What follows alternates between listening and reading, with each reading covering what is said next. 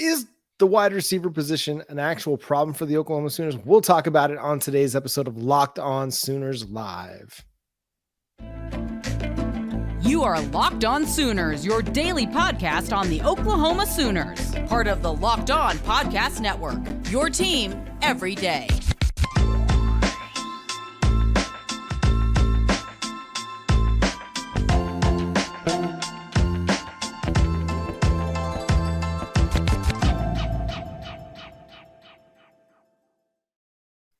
What's up, Sooner Nation? Welcome to Locked On Sooners Live, and thank you for being locked in with Locked On Sooners every day. Shout out to every member of the Everyday Club, the Everydayers, as we like to call them, here on Locked On Sooners.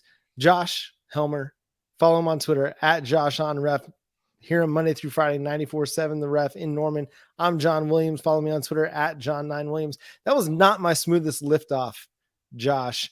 Maybe we'll land it a little bit better. As my grandfather, former pilot, used to say, it's not about taking off. It's about landing the plane. You're only as good as your last landing. So we've got a question from Shehan Jayaraja, our buddy over at CBS Sports, basically to talk about in his Big 12 overreactions piece. Does a lot of great work covering the Big 12.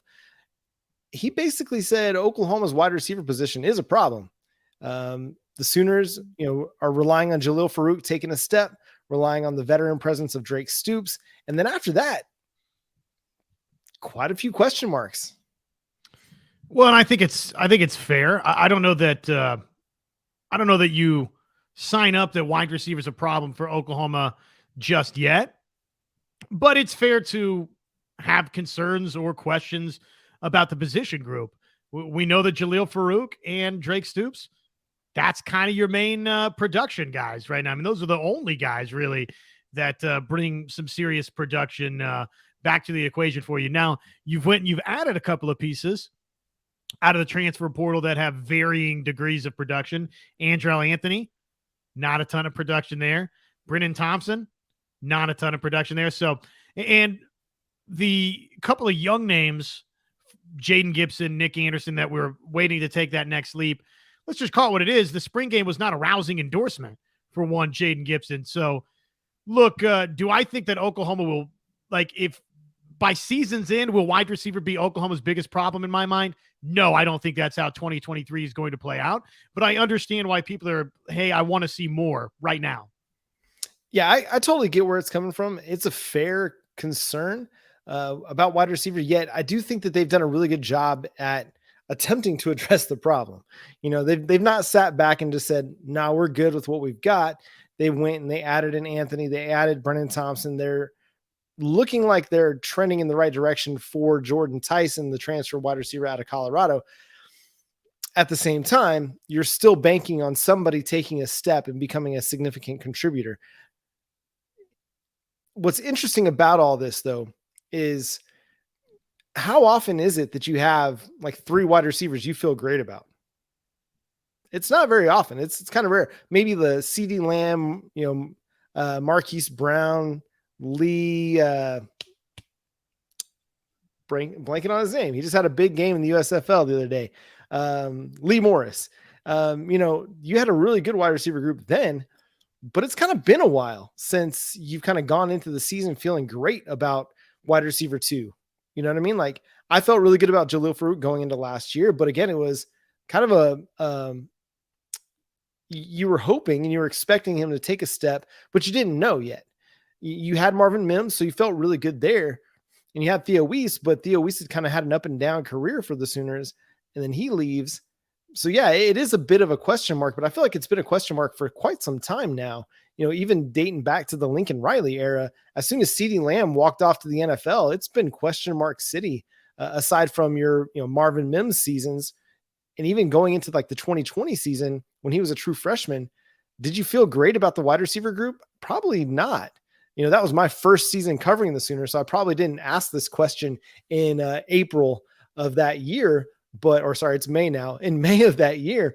But, I think this time 2 years ago, this time last offseason, we were wondering, okay, who's going to step up, be wide receiver 2? You're expecting production, you're expecting projection and growth and progression. But like I said, for much of the last few years, that's probably been a significant question. Well, and you've got blue chip guys waiting in the wings. And unfortunately, one of the differences I think right now for Oklahoma, as maybe compared to other years past with blue chip guys, is we've seen a little bit of Jaden Gibson, and it's not really gone great so far. I mean, had the drop in the TCU game, and I know it's very, very limited that we're talking about here in the spring game too, but when that's now one of the blue chip guys that kind of, John, we look at and we say, okay, you may be counting on Jaden Gibson, and there's been opportunities and it hasn't clicked. That's different than all of a sudden you've got 3, 4, 5 stars waiting in the wings. And yeah, they haven't really stepped on the field yet, but oh, by the way, hey, we've got 3, 5 stars waiting in the wings. Like, for example, years past when you had a Hazelwood that you brought in and Trajan Bridges and Theo Weiss, before any of those guys stepped foot on the field, it was, well, these guys are going to be special because they're 5-star kids, right? And we did see a little bit in the spring game from each of those guys that was positive. So I'm, again, always have been of the mindset, I'll believe that skill position at Oklahoma, you've heard me say this, I know it's obnoxious, it's a broken record. I will believe skill position is a problem at Oklahoma when the season rolls along and it proves to be a problem at Oklahoma. I believe it will sort itself out. I feel really good about what's going on at running back. Jalil Farouk, I don't know if he's necessarily going to be the guy that finishes as the number 1 wide receiver for Oklahoma. He certainly projects to be that guy going in, but it's probably not the worst thing if he's not. It means a couple of other guys rose to the occasion and turned into stars for OU. So it's going to work itself out, man. Jordan Tyson, we do think is going to wind up here out of the portal. So it feels like that's a matter of time. And even if it's not, the Keon Brown thing, you kind of hear rumblings that the academics there is still like, is he going to get cleared or this or that? So we'll find out about that. But Jaquays Petaway, John, is somebody that hasn't been on campus yet, that just based off his speed and athleticism is probably going to have a chance. Right. That speed is going to get him on the field early, even if it's just, a handful of snaps here and there, unless he's able to earn more beyond that. But as it stands right now, you're still kind of hoping that somebody emerges from that wide receiver 2 competition. You feel good about Jalil Farouk outside. You feel good about Drake Stoops in the slot. You even feel good about Gavin Freeman, I think, in the slot behind Drake Stoops, and even a Brennan Thompson as a backup in the slot. I think you're feeling solid at 2 of those positions. I think the depth is solid, with LV Bunkley Shelton and JJ Hester, but you just haven't had anybody really emerge and become a guy that you feel like you can count on down in and down out on a third down when you need to get a first down to extend a drive, to go put up points and score. I mean, you got to find that guy. You got to find somebody aside from Jalil Farouk that's going to be a reliable pass catcher for you, because I trust Jalil Farouk to really take another step and make a big time leap in his production this year. I really do think he's going to go for over 1,000 yards combined, both rushing and receiving, probably something like 800, 750 receiving yards, 250, 300 yards rushing, because they're going to give him the ball in a lot of situations where he's going to be able to get, yards on reverses and things like that. So a lot of really intriguing options, and 300 might be like pushing it a little bit high, but I do think he's going to have a major impact on that front. Is wide receiver a bigger problem than, say, offensive line or cornerback? No, not for me. And that sort of transitions us right into the Everett conversation. I think the staff is again showing you, well, not that they outright consider offensive line a concern, John, but that there was some tidying up, some shoring up to be done in that position group too. So it makes it to where it's an easier argument to make. You're replacing 3 starters, John, up front off of the offensive line, a couple of guys that were in the top 3 rounds of the NFL draft for Oklahoma. So there, and this is not uncommon all across the board, whether we're talking wide receiver with Mims or, it's college football. You're going to be replacing guys, but I guess I'm just a little bit more concerned about what you're replacing at offensive line. And oh, by the way, skill position is something that if you can run the football effectively, which Oklahoma, with the 2 backs that it's got in Javonte Barnes, in Sawchuk, and in others that we haven't seen a ton from yet, John, skill position can grow as the season goes along, but none of that works if your offensive line stinks. So that to me is why, yeah, absolutely, that's a bigger concern. I do agree that offensive line is the bigger concern. There's several more years of solid productivity. There's the ability to turn over the roster, turn over the depth chart at offensive line, that you feel a lot more trust in it, I guess. At the same time, Emmett Jones' ability to recruit is kind of working in his favor as well. But it's his first year at Oklahoma. How well is he going to be able to develop these guys in the offseason to take that step and be significant parts of the offense at wide receiver? Offensive line, I mean, you mentioned it. They brought in, the Appalachian State kid. They brought him in to be a part of their depth chart. And somebody had commented in the YouTube section, like, why are we excited about an Appalachian State kid? Not every kid is going to be a 4 and 5 star player that makes an impact. You are going to find these diamonds in the rough sometimes, whether it's the transfer portal, whether it's on the recruiting trail, the 3-star guys. Sometimes you got to trust evaluations. You got to trust coaches' evaluations. And if they see something in one of these kids that isn't highly rated, then there's something there. Does that mean that they're all going to pan out and they're all going to end up being stars on the team? No. But every once in a while, you're going to end up with a guy that has an impact like a Josh Heupel that had to go, the long-winded route to big-time college football, or a Baker Mayfield who was a 3-star quarterback, or a Sam Bradford who was a 3-star quarterback. Like, you're not always going to, be littering your roster with just 5 and 4-star guys, at least right off the jump. You hope to get to that point where you're like Georgia and you just have this insane blue chip rate. You're going to have to dig deep a lot of times and find these guys that are just kind of off the beaten path, and they've had to go a roundabout way for one reason or another to get to this point. But I agree, offensive line is the bigger concern. I think it'll come together. It's just right now it's hard to see exactly how it's going to come together and who's going to fill some of those big time spots, because you got Walter Rouse at left tackle. Who's going to be your swing tackle? Who's going to be that guy that comes in for a series or two at right tackle or left tackle if somebody gets hurt, if Rouse gets dinged up or Tyler Guyton gets dinged up? Who's going to be the guy that steps up and kind of comes in as a relief pitcher almost and doesn't completely destroy the offense because he can't hold up? Who's that going to be? Who's going to be the starting left guard? I think that's still a question mark as well. So yeah, offensive line to me, big time question, Josh.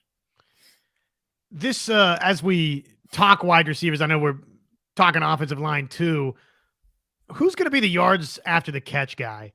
And Hollywood Brown, I don't even know, outside of just being the guy that could go stretch the field. D.D. Westbrook is maybe more the type of guy that I'm even thinking of in some ways than Hollywood Brown, just because what Jeff Lebby seems to want to do, John, the end arounds, the jet sweeps with wide receivers, the wide receiver tunnel screen with wide receivers. Who's going to be that guy for Oklahoma to kind of morph into a Percy Harvin type, for lack of a better example? And I don't know, who else would fit this description in your mind for Oklahoma, but it seems like that's the direction Lebby wants Oklahoma to go. I don't know that Jalil Farouk is that guy. Maybe a Brennan Thompson slides over from Texas and kind of becomes that guy. Maybe a Petaway can be substantial and impactful in that way from day one, because this Oklahoma offense, when people say, okay, is it, wide receiver is a problem, Drake Stoops, probably not that guy, right? Like, Oklahoma needs that guy that you just get the football to out in space, make a couple of guys miss, and there's electricity about them. And right now, you just like wide receiver in general for Oklahoma. Who's that guy? Yeah, I think you're right that Brennan Thompson kind of fits a lot of what Jeff Lebby wants to do. But to me, I keep coming back to Jalil Farouk. And I know you're saying that he's not, and I'm going to disagree with you a little bit on that. He's not the Percy Harvin type. He's more the Deebo Samuel type. He's the guy that can run your end arounds, catch your wide receiver screens, and do a lot of stuff in the passing game, in the intermediate part as well. So I do think they have that guy.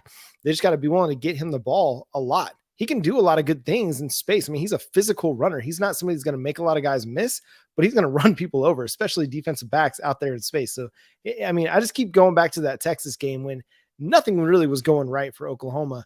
And, I think Jalil took a jet sweep out of the Wildcat and came around in and just bowled over 2 or 3 guys on his way to like a 15-yard gain. It was like probably the most positive, or the biggest gain they had during the game, or one of the biggest gains they had during the game.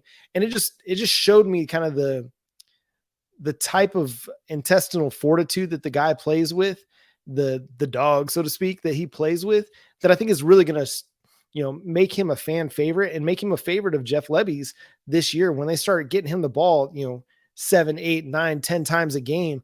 And he starts to kind of provide an energy and an attitude almost similar to, there's just something about a guy that gets out there and makes physical plays that can kind of fire up the rest of the team.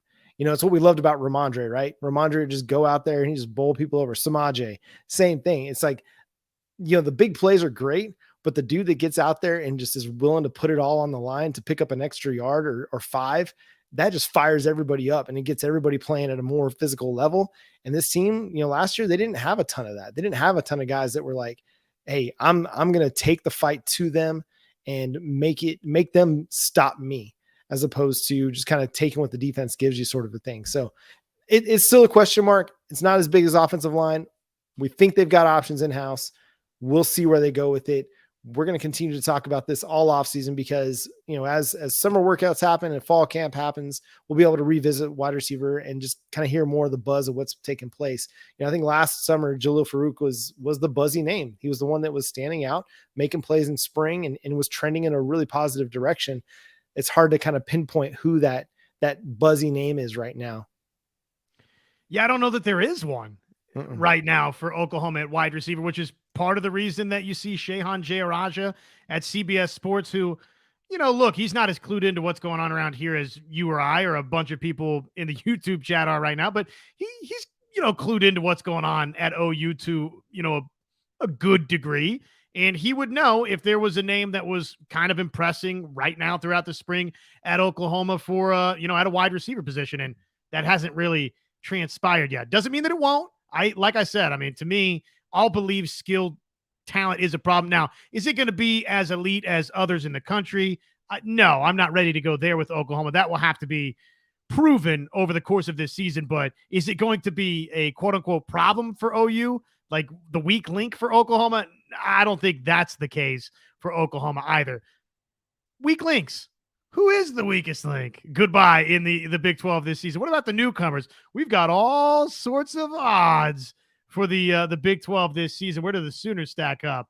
Well, why don't you check out our friends over at FanDuel? They've got the Big 12 odds. We'll run down those in just a moment.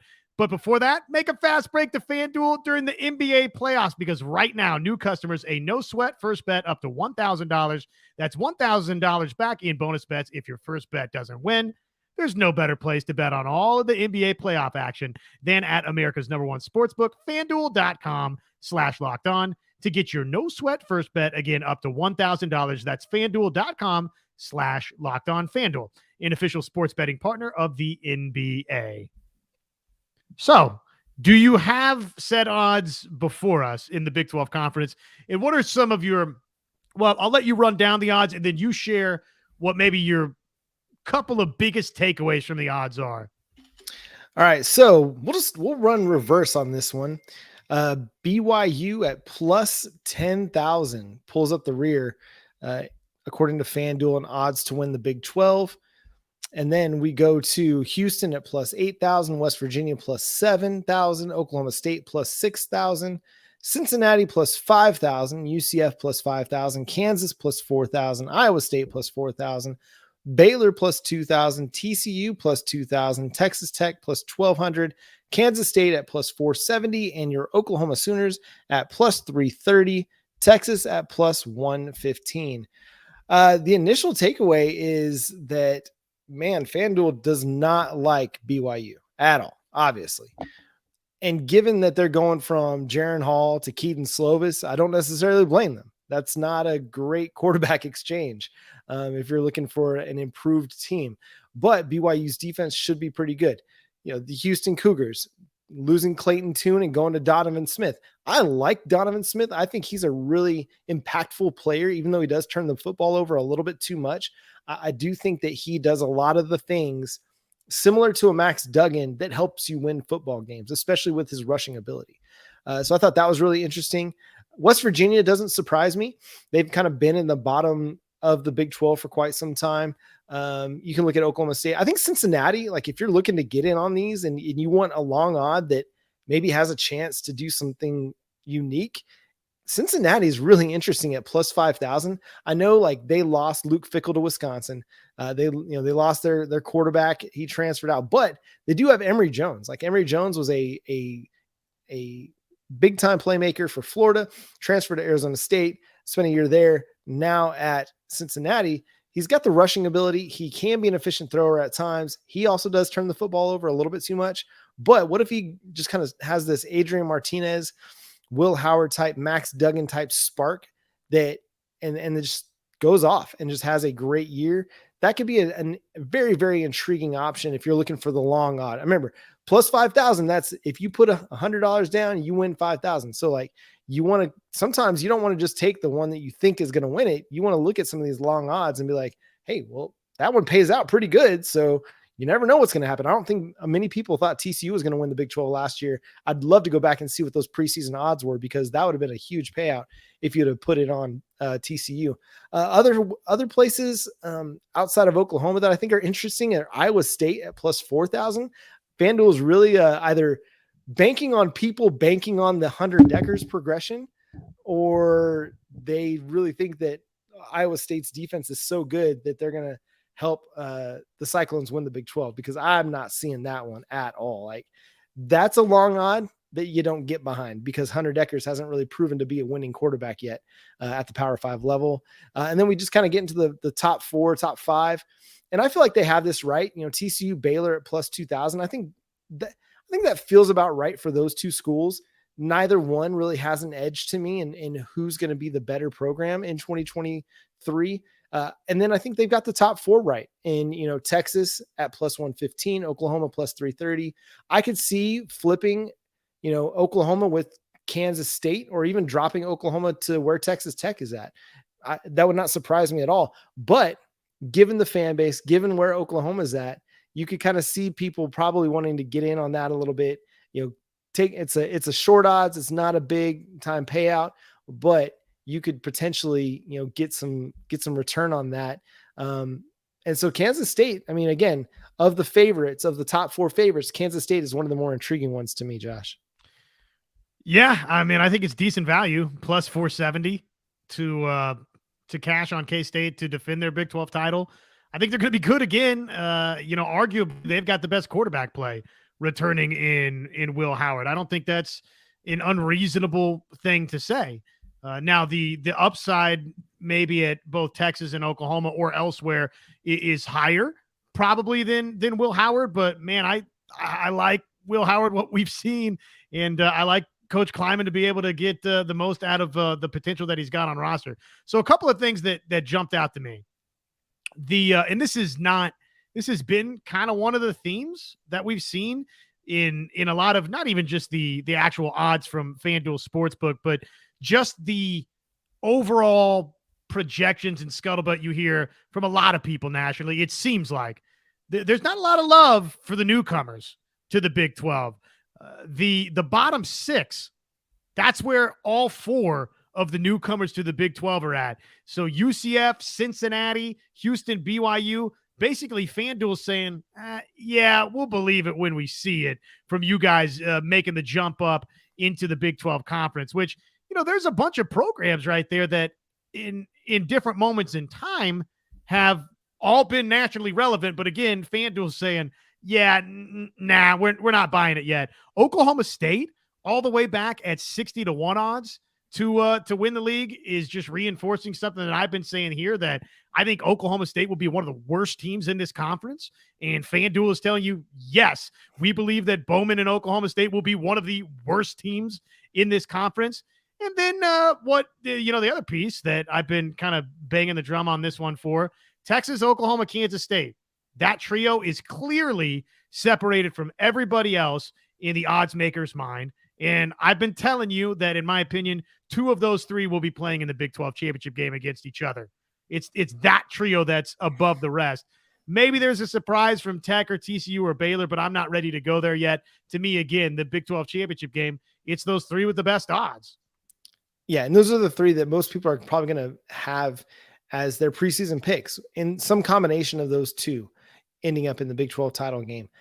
I mean, again, Texas is going to be the favorite no matter what happens over the next few months, unless there's some kind of, devastating injury that occurs to, one of their big time players. We're not wishing that on anybody. Don't mistake me. Don't mishear me. But that'd be the only thing that would change the odds, I think, for Texas, because they are bringing back a lot of really good pieces along their offensive line and incredible wide receiver core. Green with Envy, Texas Longhorns fan, is in the chat here on YouTube. So if you want to fight with a Texas Longhorn, get in here, make sure you subscribe to the show and get in on the chat. We appreciate you being here, even though, horns down all the time. They're a talented team. They are bringing back a lot of talent. At wide receiver, tight end, they lost Bijan and Roshan Johnson, but this is a good recruiting program. Tashard Choice is a really good, recruiting running backs coach. And so I do think that they'll be okay at running back, just like I think that Oklahoma's going to be okay at offensive line and wide receiver because they've got good coaches there. But Texas is going to be the favorite. Again, I could see flipping Oklahoma and Kansas State. I could see, bumping Oklahoma down a couple notches until we see their defense, until we see what this team's done to improve over the offseason. We think they're going to be better. We think it's going to be better than 6 and 7. We think they're going to be better than one of the worst defenses in the country. But until we see them play a Big 12 schedule, we're not going to really know.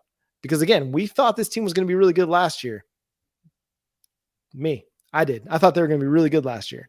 And they weren't. They were not as good as I anticipated, and many of my colleagues had anticipated as well. But they have done a lot in the transfer portal to improve the defense. They've brought in not just guys, not just players, but guys that have had production at different spots, whether it's, Rondo Bothroyd or Dasan McCullough. Those are two big time players that would start for, 90%, 95% of college football teams across the country. And so you got to bring those two guys in as legit starters for your team. And then you added depth and talent at a lot of different places along the defense. Still some question marks. We've got to figure out who's going to be the starting cornerback opposite Woody Washington, figure out who's going to be, the depth at linebacker in a young linebacker core. But all in all, like, everything looks like it's trending in a good direction for the Sooners. It's just a matter of now putting those thoughts on the paper, put that paper product to work, put it on the field, and then see what happens. Well, it's time for improvement for Oklahoma. It's time for OU to prove that this is not another ridiculous set of odds for them after what was an embarrassing 2022. I don't think it is, though. I think FanDuel got this right. I probably would have it just like this, given the ballot right now today. Though I don't know that I would have Texas as decided of a favorite over in Oklahoma. To me, there's still some pretty legitimate questions with Quinn Ewers at quarterback. Defensively, Texas not as bad as Oklahoma, but not great either. Very middling defensively for the Longhorns last year. So I don't look at Texas. If Texas is the team that you're chasing, you're not chasing Georgia or Alabama or Clemson or Ohio State or Michigan. You're not chasing much right now. You're chasing a kind of middle of the pack national program and something that's been below that for a long period of time. So to me, the top's gettable right now. This could be Oklahoma when it's all said and done. And they got to go out and prove it. They got to go out and prove that Dasan McCullough is a legitimate upgrade defensively. Defensive line, if we're talking question marks, it's not just offensive line and wide receiver for OU. Defensive line. The interior of this defensive line, is it going to be able to be ferocious enough to withstand the rushing game in the Big 12? Can you have improved there? The outside, can you get more consistent pressure? That was a problem, especially once Big 12 play hit for Oklahoma last season. They just weren't that good at getting to opposing passers. So there's plenty of questions to be had, but I feel like Texas at the top, there's plenty of questions there. K-State, you're replacing Deuce Vaughn, which for K-State is you're replacing a lot when you're replacing Deuce Vaughn. So there's nobody in this league right now that you look at and you say, okay, yes, this is the prohibitive favorite. To me, it's pretty open between those three at the top. Yeah, and a lot could change, and a lot could, really change our opinions even on Texas. If Texas just comes out, if they beat Bama, like, that's going to just send the Texas hype off the tracks. Like, they'll have to find a rocket ship to control all the Texas hype, because that's going to be off to the moon at that point.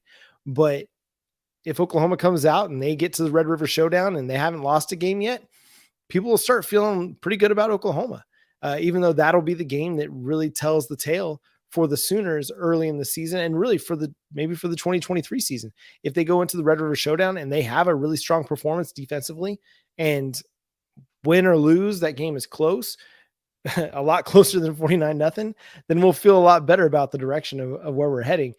But again, I'm still thinking Oklahoma's going to beat Texas in the Red River Showdown. You can quote me on it. You can bank it. You can put it in the book. It's happening.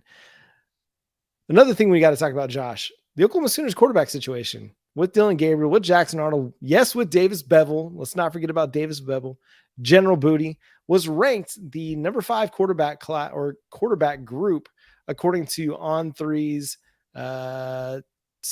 Jesse Simonton.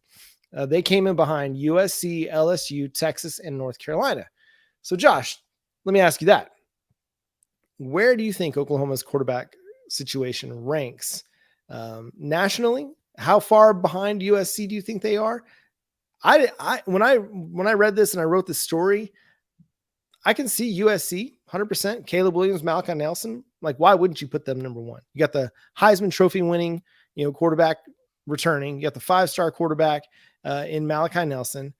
But after that, you're kind of just banking on like Quinn Ewers being as good as everybody says he's going to be, and not having a Spencer Rattler type career. You're looking at LSU, and Jaden Daniels is really good, and Nussmeier's pretty good as well. But is it far and away better than Dillon Gabriel and Jackson Arnold? I don't think it is. And then you're looking at who's the other one I mentioned? North Carolina.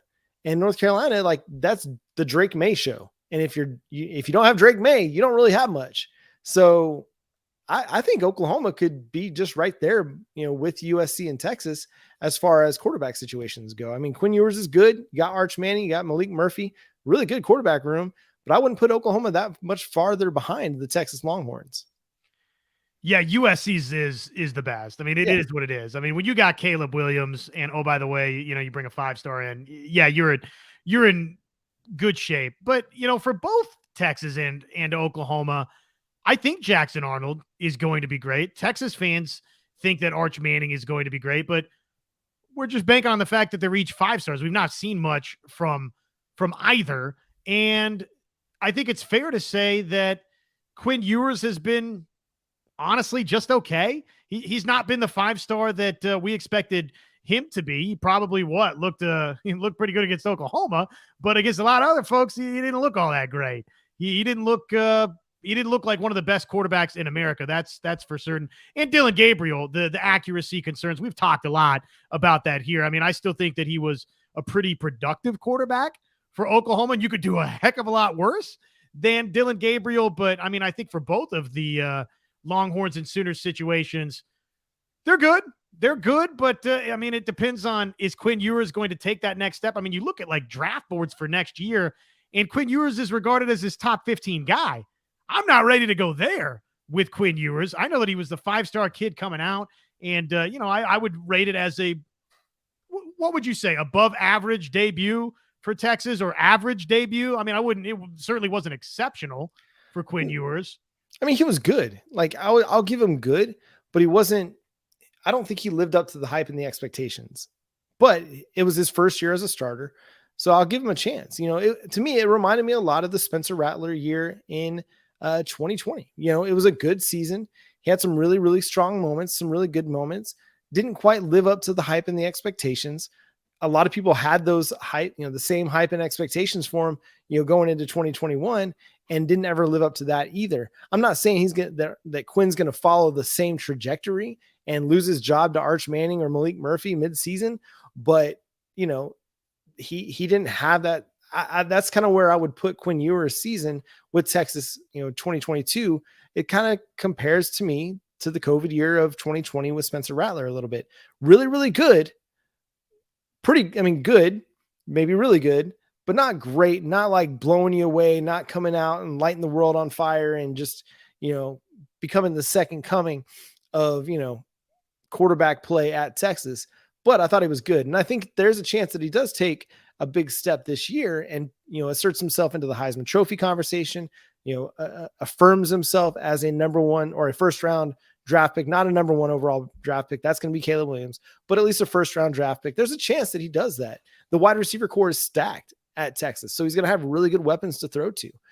It's just a matter of like, can he just put it all together and, not just make the great throw here and there, but even just do the little things well to push Texas over the top, get them over 10 wins, playing for a Big 12 title. Can he take them that far? Can he make that jump, especially without Bijan Robinson carrying the load at running back? And our Texas man, it's, with Quinn Ewers, y'all just want to hate, and it would come across that way on a Locked On Sooners podcast, right? But it really is. I said he was good. I even said he was pretty good. Well, and I didn't. I think he was very average last season. I mean, relative to what Texas's standard at quarterback should be, Quinn Ewers is nowhere close to being a Heisman Trophy caliber quarterback.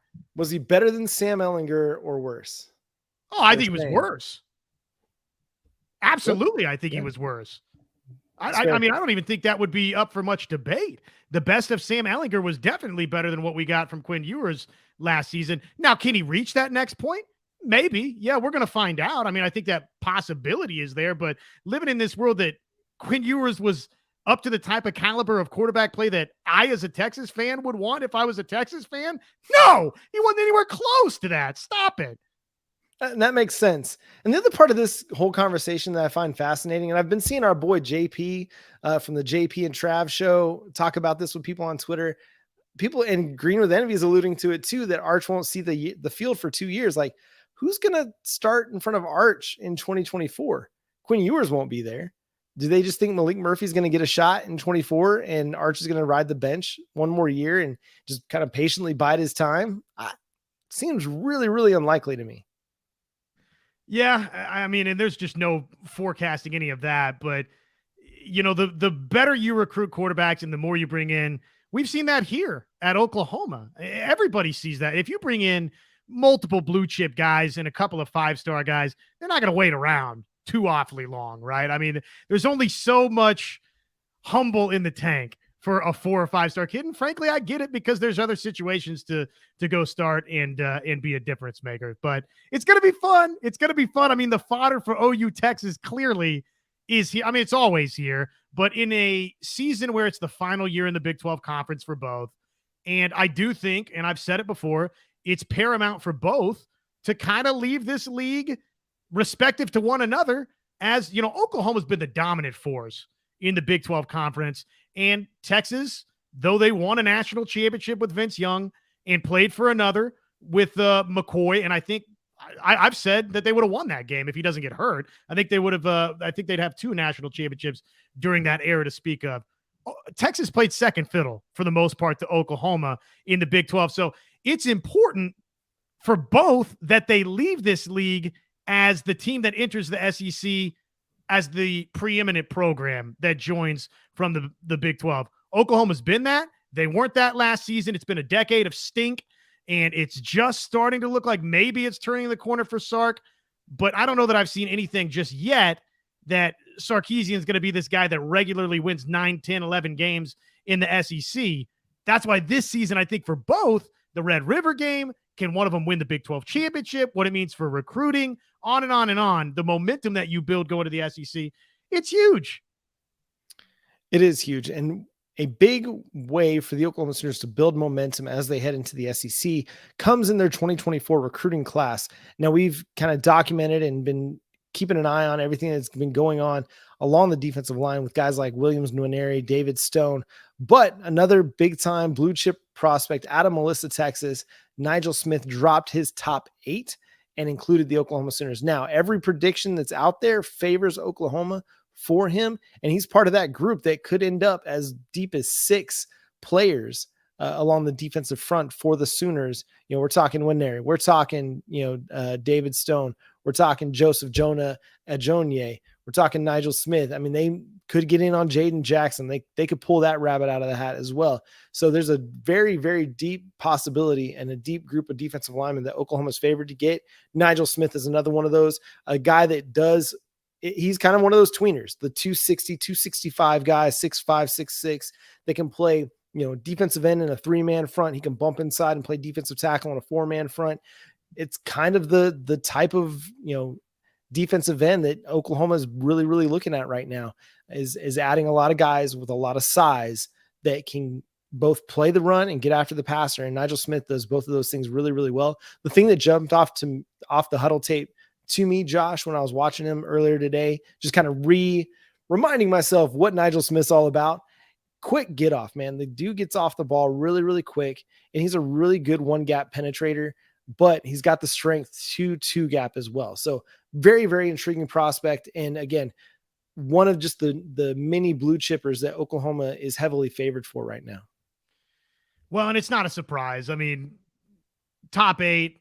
Okay, great. We know that Oklahoma's right in the mix here, and by a lot of accounts is leading this recruitment. If it were to stop today, that Nigel Smith would maybe commit to the Oklahoma Sooners. So I don't, it's nice to see, I guess, schools get tossed by the wayside and that you're still in and you're still leading. This has to be, though, just this massive defensive line class for OU. And Nigel Smith, you need that commitment. You need that signature, John, for it to get to that point. If you get David Stone in one area and Nigel Smith and then Joseph Ajonye and on and on and on, you just make this a historic class. I think it has the possibility to be that. And this is just one more step in that direction with Nigel Smith, that maybe it's going to be that. Again, it's a top 8, so I'm not going to do a bunch of cartwheels or backflips here because there's a long way in the recruitment to go. But it just reinforces what we kind of think. Yeah, it's Oklahoma really trending positively in a direction with Nigel Smith. Again, you got to complete the recruitment. You got to get a commitment. You got to get the signing. But as we've talked about several times on this show, this is a group of defensive linemen that Oklahoma is trending in a very, very positive way for. Appreciate you guys in the chat room. If you're going to start getting political, we're going to probably have to get you a timeout. If you want to get political, you can find somewhere else to do that. We're not going to do that here. We're going to talk sports all you want. We can talk all kinds of things, but just going to put that out there for now. Please change the subject. Otherwise, we will put you in timeout or just outright block you. We're not going to do that here. I'm good with that statement right there, John. Yeah, that's cool with me. Great question here from Jimmy to change the subject. Thanks, Jimmy. Appreciate you. Where will our defense be ranked at the end of the year, Josh? It was so bad a year ago. It's obviously not going to go anywhere but up. I think top 50, top 40 is a realistic expectation for Oklahoma. I don't think you should settle for less than that at OU.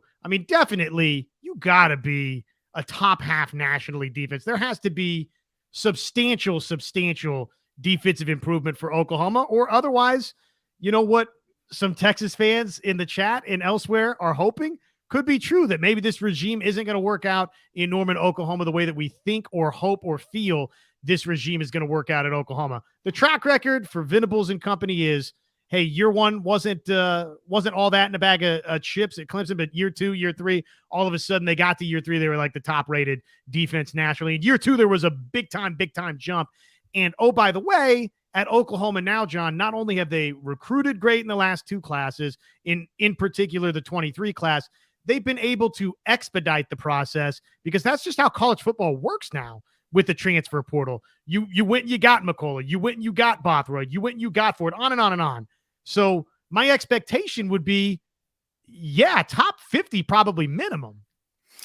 And I think it's possible to make that jump. It seems weird to think that they could go from being one of the worst to being a top 50 defense. But if a guy like R. Mason Thomas takes a step, we saw flashes from him last year. If Danny Stutzman takes a step, a dude that was a really good linebacker for you last year, if he takes a step, that improves your defense. If Woody Washington gets back to the player that we've seen in 2020, 2021, that helps your defense. Again, good in 2022, but you need him to be better. If your safety situation is better, which it is, your safety depth is so much better this year than it was last year.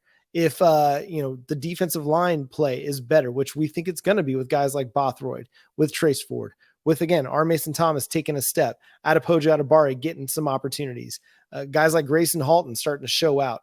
adding Jacob Lacey and Davin Sears, guys that can play interior defensive line. If you see a step taken from Ethan Downs and Reggie Grimes and Marcus Stripling, like those guys take steps forward in their progression, then why? Yeah, I can see it. Your linebacker depth, although it's still inexperienced and young, it's talented. It's very talented.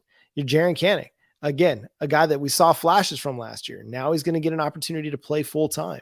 Will we see those same flashes? The speed of the defense seemingly is getting improved little by little. And this is going to be a year where we see a faster Oklahoma Sooners defense, especially up front and at linebacker. Monzi's saying the top 50 is crazy. It might be. It might be lofty expectations to put on this team. But if they want to get back to the Big 12 title game, they probably need to be top 50. If not, they might be an 8-win team last year. I think, if you can make if you can get from allowing 30 points per game to maybe 25 points per game, I think that's significant. And that gives you an opportunity to win a lot more football games. And being better also just means being better in clutch situations. This is where TCU really thrived. They were not a good defense last year, but they came through in crunch time, whether offensively or defensively. They came through when it mattered most. Third down, red zone, both on the offense and defensive side of the ball.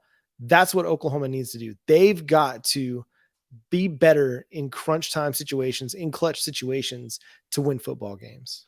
I love that there's a portion of the chat that wants to act like top 50 is honestly any kind of good. It's not. That is not all that great of an expectation. And boy, man, how much have things plummeted that top 50 is, oh man, I don't know if we can get there. Yeah, they can get there. They got one of the best defensive coaches in America with plenty of talent. It didn't look like it last season, but they got plenty enough to go out there and play competent enough defense. Yes, against a schedule that stinks. There's no reason you can't be top 50.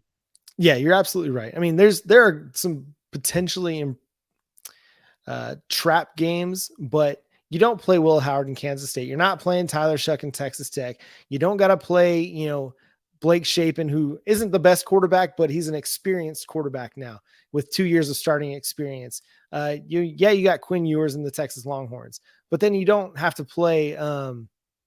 Who else is out there? Houston. You don't have to play Houston and Donovan Smith, who hurt you. You don't got to play John Reese Plumlee at UCF, you do play.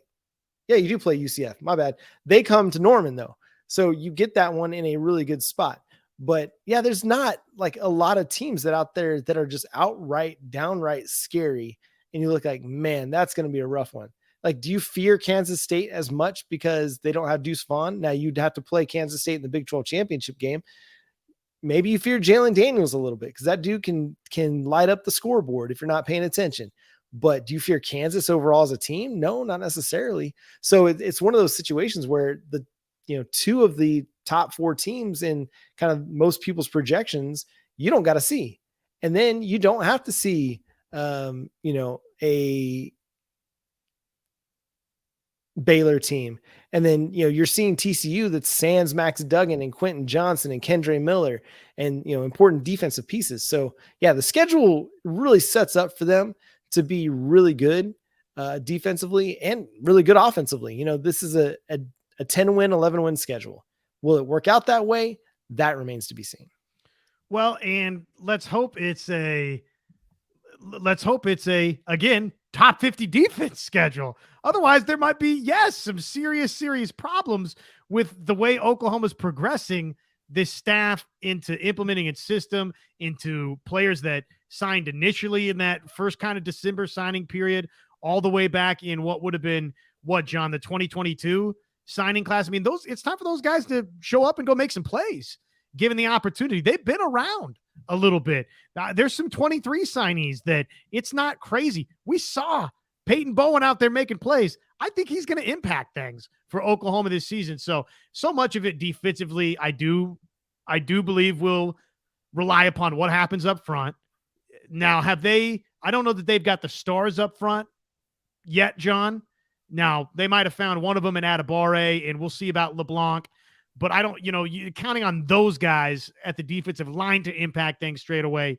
Can you just plug some gaps until those guys are ready to go. And until you've got the next class, this group with Nigel Smith and others that we're talking about coming around behind it, that's the question. And I think because, look, let's not, speaking of top quarterback groups out there, you're not seeing a bunch of them in the Big 12 conference. You're not.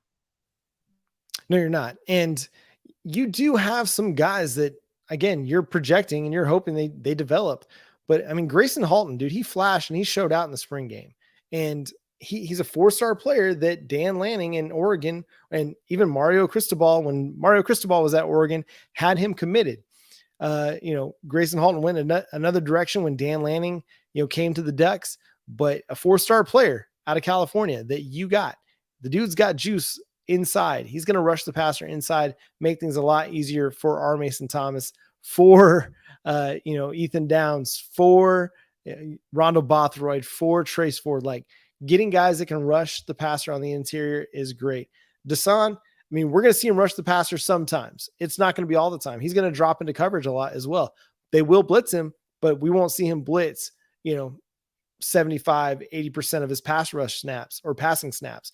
He's going to drop in coverage as well. So they've got a group of guys that's going to be very, very intriguing. And I feel like they can throw waves at different players. He can rush he did it at Indiana in the Big Ten. Monzi, I'm sorry, bro. Like, I'm not going to let you sit there and slander my man Dasan like that.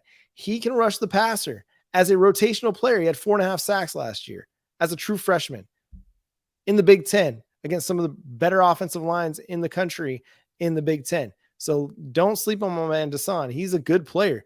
And if they asked him to be an edge player, he could probably do it, but he's a little light. He's a little lean for them. So he'll be a blitzer that they'll use in situations. But, you're looking at, I mean, to me, you got to see a guy like R. Mason Thomas, a true freshman. How many Oklahoma Sooners had that many sacks? Maybe just 2, because nobody had more than that. Anywho, Josh, sorry, I'm getting caught up. It's been a fun chat. Fun? Is this fun? This is fun, right? This is fun. We're having fun. Welcome to my world, my friend. Yeah.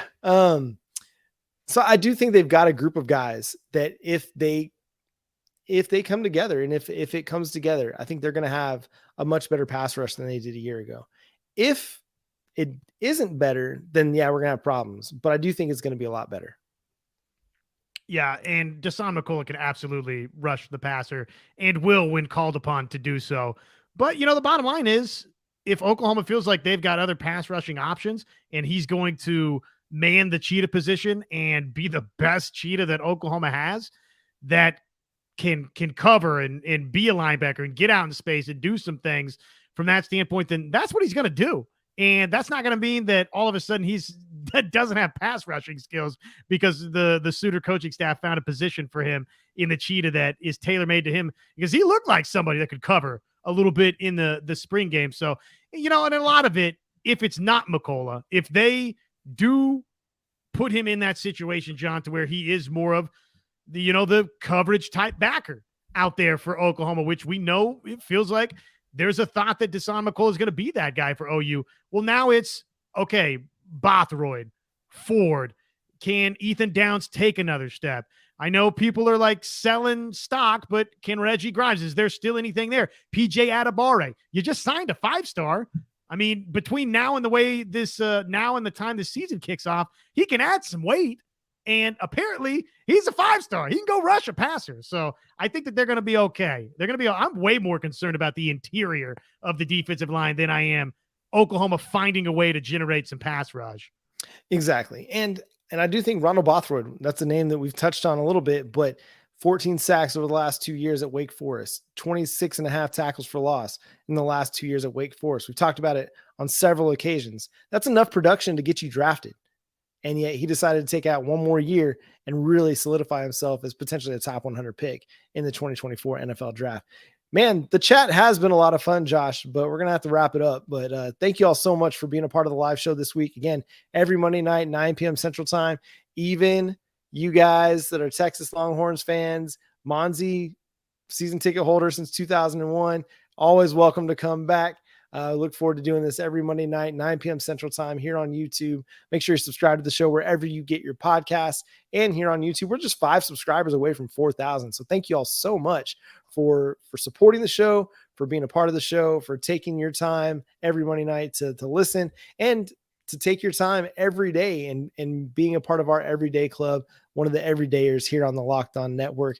Thank you for being locked in with Locked On Sooners. We look forward to doing this with you again next week. But again, check out the shows that we got coming. The rest of the week, we'll continue to touch on recruiting as it happens. Hey, it's been a few days since we've had a 2024 commit, Josh, so I feel like we're kind of due. I don't know which one will be next, but it just seems we're due. We're creeping towards the month of June, where it was a really big month for the Sooners last year. So maybe that could happen again over the next few weeks as well. But we'll talk all that. We'll talk more football. We'll talk softball as they get ready for the Big 12 championships as well this week in Oklahoma City. But until next time, he's Josh Helmer. Follow him on Twitter at JoshOnRef. I'm John Williams. You can follow me on Twitter at John9Williams. You can follow the show on Twitter at Locked On Sooners. And the show is Locked On Sooners Podcast on Facebook. You can also check out our TikToks at Locked On Sooners sometimes. We've got a few up there. We're working on it. We're developing the TikTok side of things as well.